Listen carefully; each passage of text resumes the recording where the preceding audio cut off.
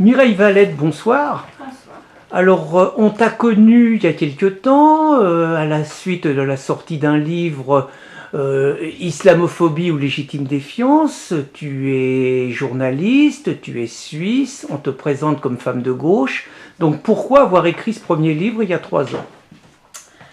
Parce que je pense que c'est parce que je suis féministe que je l'ai écrit. C'est-à-dire que j'ai vu extrêmement vite, d'ailleurs déjà au moment de Khomeini, quand une consoeur est allée l'interviewer, qu'elle nous a raconté qu'elle avait dû porter un foulard, je me suis dit cette révolution pour les femmes, ça va pas être le pied. Et alors après, je suis tombée de Karib Nansila après cette révolution qui a tellement enthousiasmé les musulmans.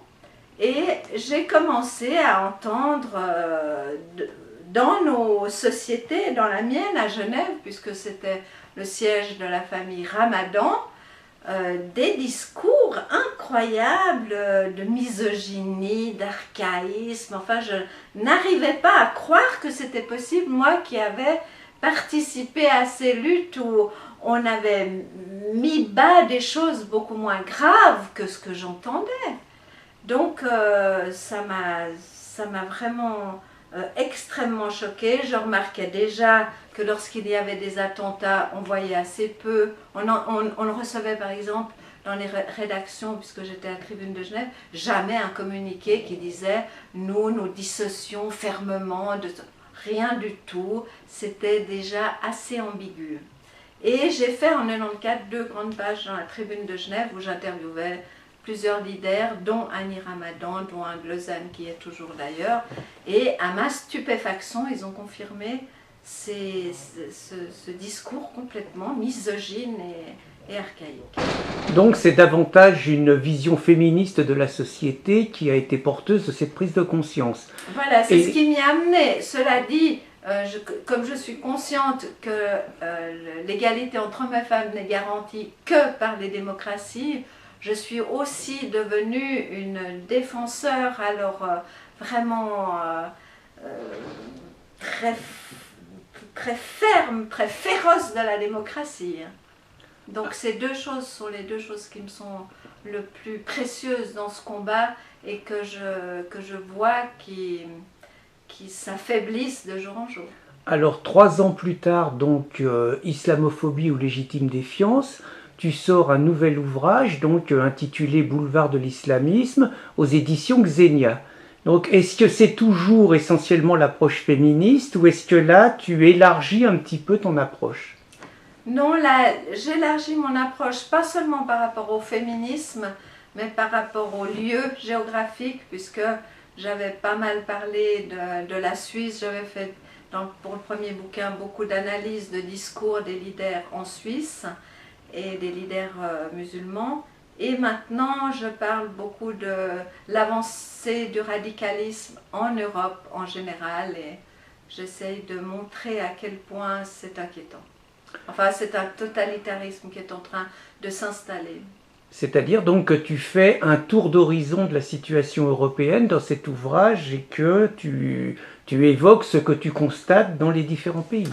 Oui, je ne peux pas dire que je fais un tour d'horizon. Disons, je traite un certain nombre de sujets que j'illustre par des exemples. Par exemple, la diminution de la liberté d'expression, la dérive des juges et des jugements, le fait que dans tous les pays, tous les gouvernements sont confrontés à des défis nouveaux tous les jours. Par exemple, j'ai essayé de relever pendant 2 mois toute l'actualité islamique.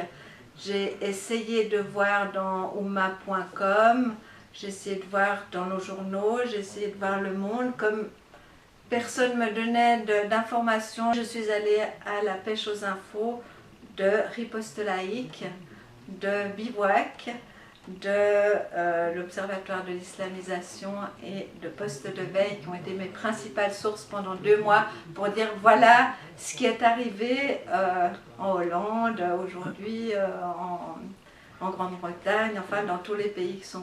Et on découvre à quel point, me semble-t-il en tout cas, il y a une diversité de problèmes infinis que nous pose l'islam et que nous posent ces radicaux, qui d'ailleurs, enfin ma question est aussi de savoir comment différencier le radicalisme de l'intégration.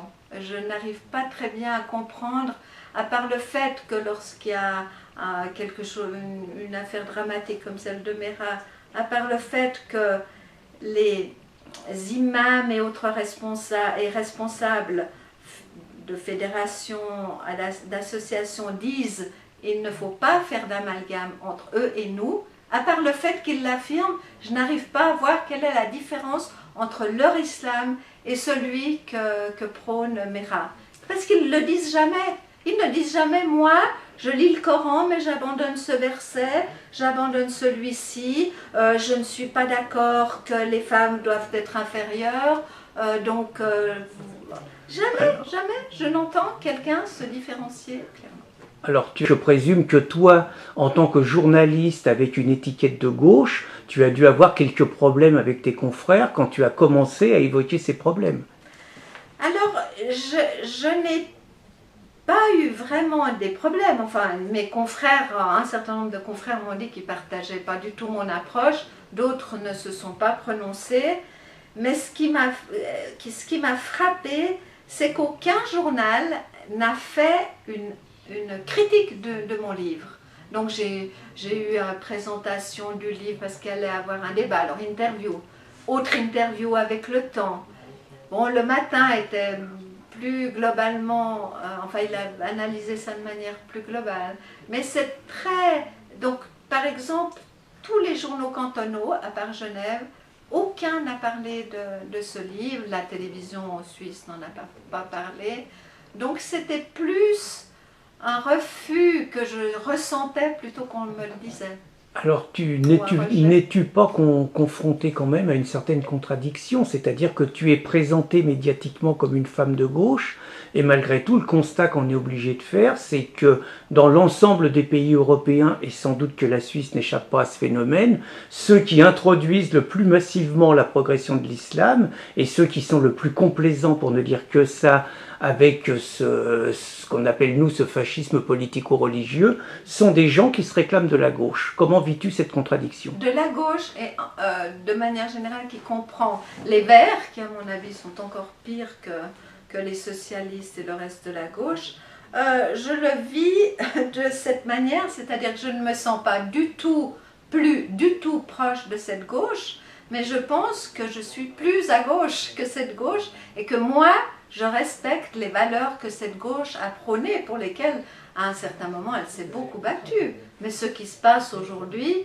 pour moi, ce que fait la gauche est totalement ahurissant, surréaliste. Je ne comprends pas qu'elle puisse comme ça suivre ces musulmans et parfois même devancer ce qu'ils demandent. Par exemple, c'est insensé de penser que la gauche pense qu'il faudrait supprimer un certain nombre de témoignages de notre patrimoine chrétien sans se rendre compte, parce que moi a priori je suis aussi très laïque, mais lorsque ce sont des musulmans qui me disaient il y a un crucifix dans la salle, je ne vais pas l'enlever, parce que je sais que s'ils me le demandent, c'est parce qu'ils sont d'une incroyable intolérance, et pour la première fois, nous avons affaire à une immigration, en tout cas chez nous c'est une immigration, qui ne supporte pas